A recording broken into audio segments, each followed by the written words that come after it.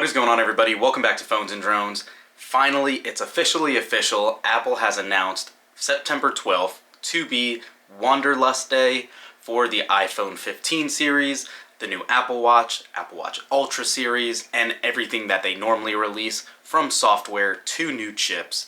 It's all coming in exactly 2 weeks from today, and we can finally get rid of this baby here, that terrible battery life iPhone 14 Pro Max that we've been talking about for months now. So, yep, it's officially official. Wanderlust is a traveling theme. You can kind of see it with like the Sands of Time type design imagery that Apple has in the invitation this year.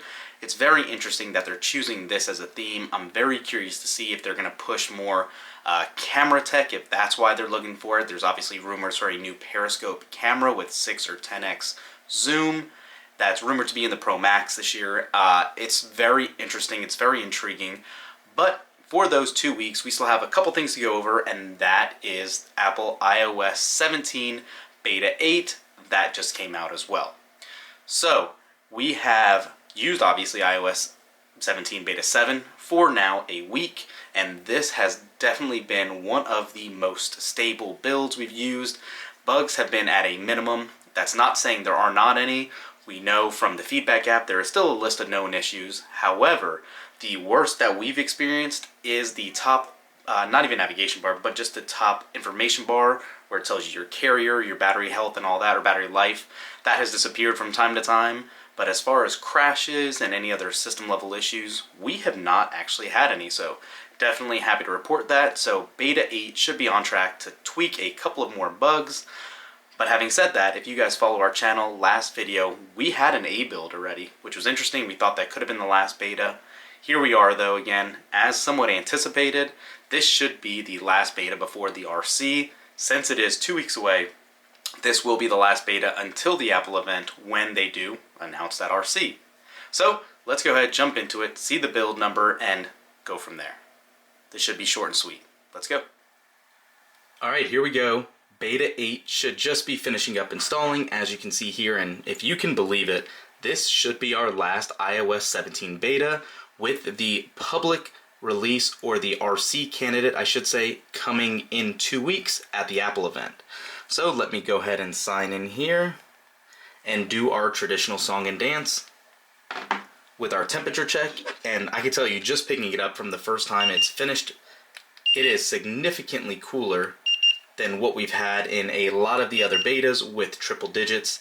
It probably will pick up a little bit in temperature here, but this by no means, there's a triple digit right there near the top, has been as bad as it has in the past. This should go right back down pretty shortly. So, being that this is the last beta release until the RC, everything should be basically as operational as you should expect. Let's hop right in, check this build number out.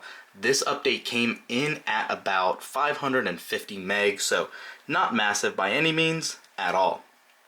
So, iOS 17, and here you go. Beta 8 has a build of 21A 5326A. Again, another A build. Great to see. That means we should almost be near the finish line. And I want to go ahead and jump in storage again really quick to see, being that this is the last build, how the actual system data is looking. And finally, happy to say it has cleared up. This was running over 11 gigs. It was actually closer to 15 during this whole beta cycle. Finally, it's back where it belongs. iOS 17 should have 11 gigs, so that's no surprise there. Awesome, awesome, awesome to see. Let's go ahead and jump in the feedback app and see if this has been updated.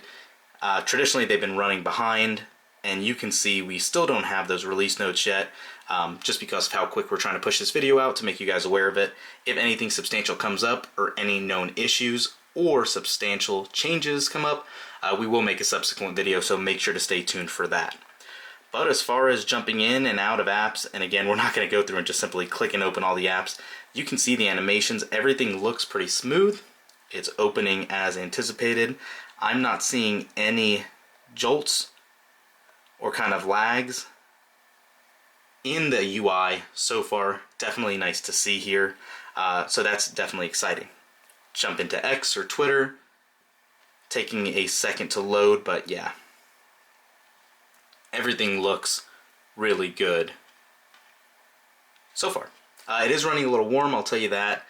Jumping back into settings, just at a quick glance, again, we're not expecting to see any major changes, maybe a couple of UI tweaks, but nothing is standing out at a quick glance from the system interface settings. So, don't want to delay this, go grab the update. As far as the calendar goes, like we were saying, if you can believe it, we are now officially 2 weeks away from the event being on the 12th. We are not going to get a beta next week. On the 5th, they will skip that week, and then the RC should be available on the 12th, with public release probably along, I would say, the 18th or so, possibly the 25th, just depending on how quick Apple is going to release the new iPhone and Apple Watch series devices, because it's usually within 10 days or so of the announcement, which would push us at the 22nd for release, so possibly around the 19th for the official public release of iOS 17 without any developer account or betas. So yeah, that's it for this one, guys. If you can believe it, we're almost done. We have had a great time with these. We'll go over the Watch 10 beta next. Stay tuned to the channel, thumbs up the video for that one, and we'll catch you in the next one. Peace.